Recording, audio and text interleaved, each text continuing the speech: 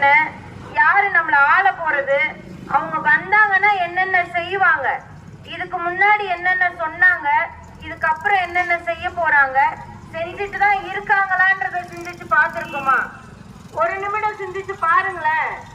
என்னென்ன வாக்குறுதிகள் தராங்கன்னு யோசிச்சு பாருங்க. தேர்தல் வாக்குறுதிகளை கடந்து போவாதீங்க. தேர்தல் வாக்குறுதிகளை முழுமையாக படிக்கணும். என்னென்ன கட்சி என்னென்ன செய்ய போகுதுன்றத முழுமையா படிங்க. அப்பதான் தெரியும் அவங்க உண்மை பேசுறாங்களா, பொய் பேசுறாங்களா, இல்ல ஏமாத்துறாங்களான்னு.